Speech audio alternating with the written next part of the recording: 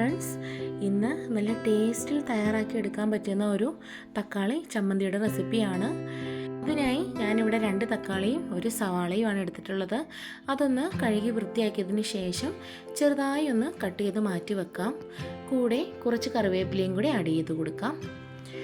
ഇനി നമുക്കൊരു പാൻ അടുപ്പത്ത് വെക്കാം. അതിലേക്ക് ആവശ്യത്തിന് വെളിച്ചെണ്ണ ഒഴിച്ച് കുറച്ച് കടുകിട്ടൊന്ന് പൊട്ടിച്ചെടുക്കാം. അത് പൊട്ടി വരുമ്പോൾ അതിലേക്ക് നമ്മൾ ചുവന്നുള്ളി ആഡ് ചെയ്ത് കൊടുക്കാം. ഒരു 3-4 ചുവന്നുള്ളി ചെറുതായി ഒന്ന് കട്ട് ചെയ്ത് ഒന്ന് ബ്രൗൺ കളറായി വരുമ്പോൾ അതിലേക്ക് നമുക്ക് പൊടികൾ ആഡ് ചെയ്ത് കൊടുക്കാം. ഞാനിവിടെ പൊടികളായിട്ട് മുളക് പൊടി, ഒരു നുള്ളു മഞ്ഞൾപ്പൊടിയുമാണ് എടുത്തിട്ടുള്ളത്.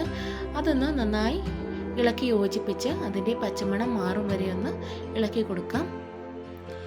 ഇനി നമുക്ക് അതിലേക്ക് അരിഞ്ഞു വെച്ചിട്ടുള്ള തക്കാളിയും സവാളയും 1 പച്ചമുളകും കുറച്ച് കറിവേപ്പിലയും കൂടി ഒന്ന് ചേർത്ത് നന്നായി വഴറ്റി യോജിപ്പിച്ച് കൊടുക്കാം.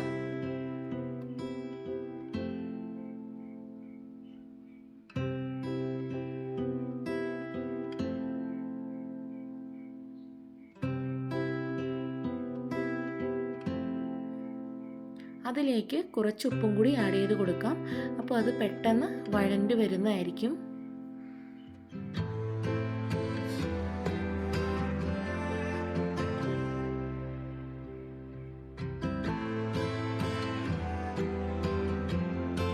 ഇനി നമുക്ക് ഒട്ടും വെള്ളം ചേർക്കാതെ തന്നെ അത് മൂടി വെച്ച് ഒന്ന് വേവിച്ചെടുക്കാം.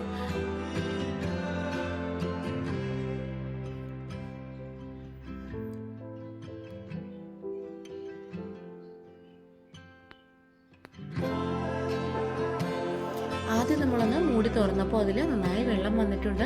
ഇനി നമുക്ക് ആ വെള്ളം ഒന്ന് നന്നായി വറ്റിച്ചെടുക്കണം. അതിനായി നമുക്ക് ഒന്ന് ലോ ഫ്ലെയിമിൽ വെച്ച് മൂടി വെച്ച് വേവിച്ചെടുക്കാം.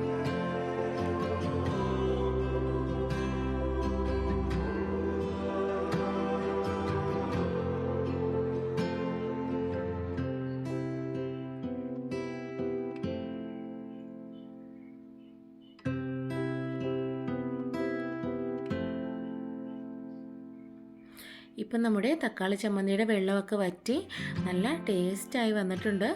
എല്ലാവരും ഇതുപോലെ ഒന്ന് ട്രൈ ചെയ്ത് നോക്കുക. കുട്ടികൾക്കൊക്കെ നമുക്ക് പെട്ടെന്ന് സ്കൂളിൽ പോകുമ്പോൾ തയ്യാറാക്കി കൊടുത്തു വിടാൻ പറ്റുന്ന ഒരു ഐറ്റമാണ്. എരിവ് കുറച്ച് ചേർത്താൽ കുട്ടികൾക്കൊക്കെ വളരെ ഇഷ്ടപ്പെടും. അതുകൊണ്ട് ഇതൊന്ന് എല്ലാവരും ഒന്ന് ട്രൈ ചെയ്ത് നോക്കൂ.